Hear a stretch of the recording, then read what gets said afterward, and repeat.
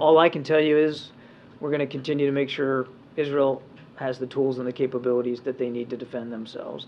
We're going to continue to try to get that humanitarian assistance in. We're going to continue to try to get hostages and people out of Gaza appropriately. And as I think you've heard us say, a ceasefire right now really only benefits Hamas. That's where we are right now. And I understand the question, but I'm just not going to get ahead of where things are. As I said from the beginning, we want to see all measure of protection for civilians, and pauses in operation is a tool and a tactic that can do that for temporary periods of time. So does that mean that is not the same as saying a ceasefire. Again, right now we believe a ceasefire benefits Hamas, a general ceasefire. This is war. It is combat. It is bloody. It is ugly, and it's going to be messy.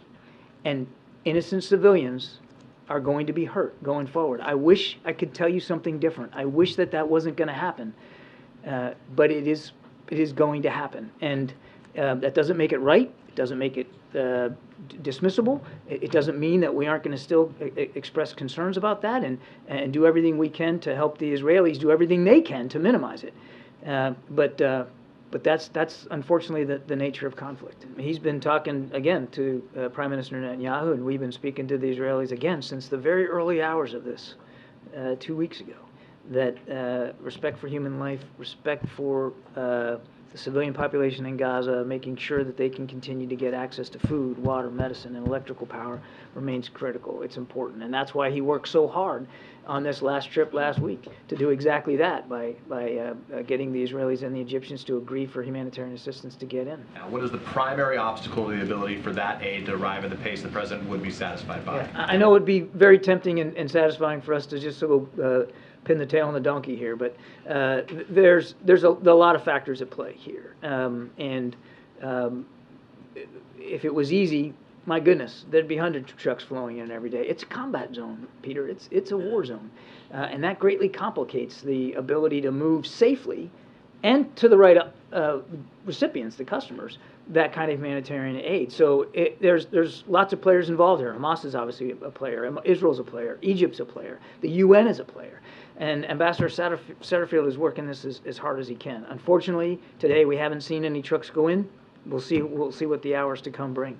Israeli officials have told CNN that they do not support any transfer of fuel into Gaza, which Hamas has said is required for any sort of deal to release hostages. Does the U.S. support that position? We have said, continue to say, that fuel is an important commodity for life and sustainment in Gaza for the Palestinian people that are still there. And we know that fuel is a precious commodity that's running out, and you need it for generators in hospitals. You need it to run the desalination pumps so that you can drink fresh water and not seawater.